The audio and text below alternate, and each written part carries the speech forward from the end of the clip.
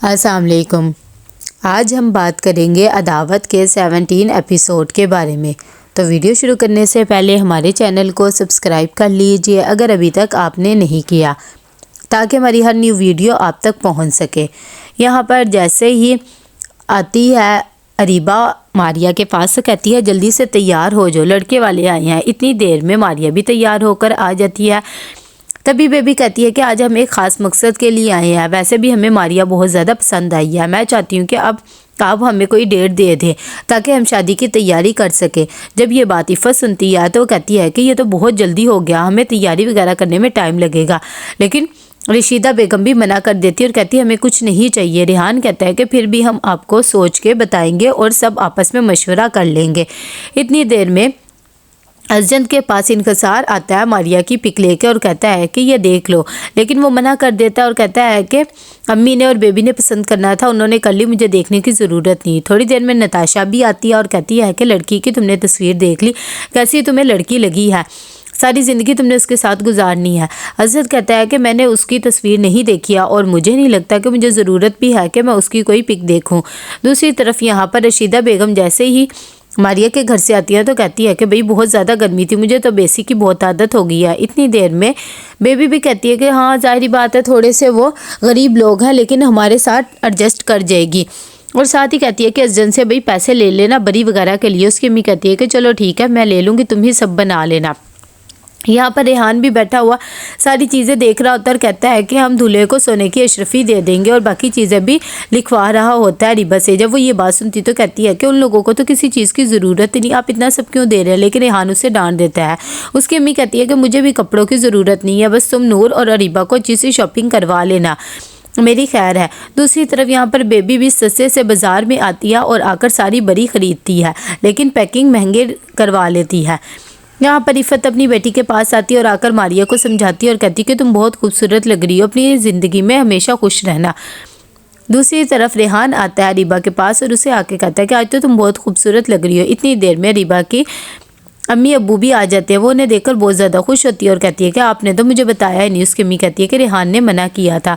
ساتھ ہی ریحان کہتے ہیں کہ میں تمہیں سرپرائز دینا چاہتا ہوں۔ عفت بھی اپنی بہن کو دیکھ کر بہت زیادہ خوش ہو جاتی ہے۔ تھوڑی دیر میں نگو کہتی ہے کہ میری بیٹی نے آپ کے گھر کو کیسے اچھے سے سنبھالا ہوا ہے، کوئی شکایت کا موقع تو نہیں ہے نا۔ جیسے ہی وہ بات کرتی ہے عفت بیچاری خاموش ہو جاتی ہے اور بات کو چینج کر دیتی ہے اور کہتی ہے کہ یہ سب کچھ ریحان نے کیا ہے، سیٹ اپ کیسا لگا۔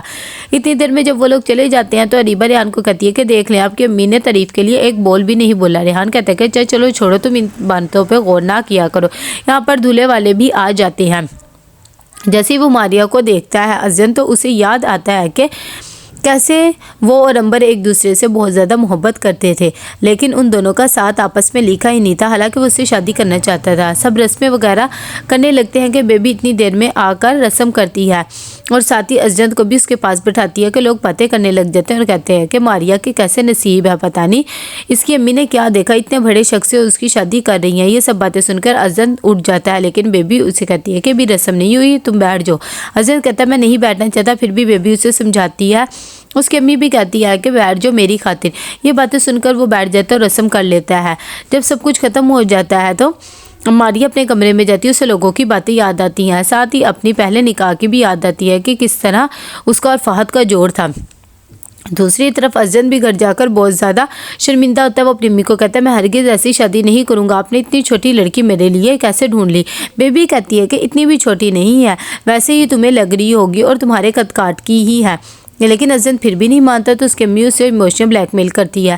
مجبور ہو کر وہ ہاں کر دیتا ہے کہ چلو ٹھیک ہے میں شادی کر لوں گا۔ یہاں پر سب لوگ آتے ہیں ماریا کی بری دیکھنے کے لیے کہ عفت اریبہ کو کہتی ہے کہ جلدی سے اس کی بری لے کر آؤ۔ جب بری دیکھتے ہیں تو وہ بہت ہی ہلکی ہوتی ہے۔ عفت بھی دیکھ کر حیران ہو جاتی ہے کہ ایسے لگتے ہو تو نہیں ہے، لیکن اتنی ہلکی بری لگا دی ہے۔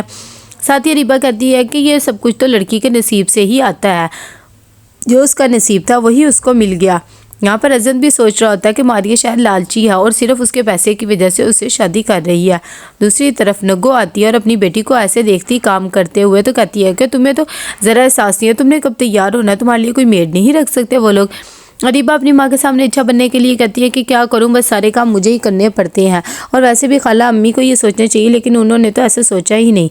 यहाँ पर इफ़त अपनी बेटी के पास जाती है, उसे दूल्हा बनन देख के बहुत ज़्यादा खुश हो जाती है और कहती है कि हमेशा खुश रहना और यहाँ की सारी कड़वी यादें यहीं छोड़ के जाना। तो कैसा लगा आपको एपिसोड, लाइक कमेंट शेयर करके लाजमी बताइएगा। अल्लाह हाफिज़।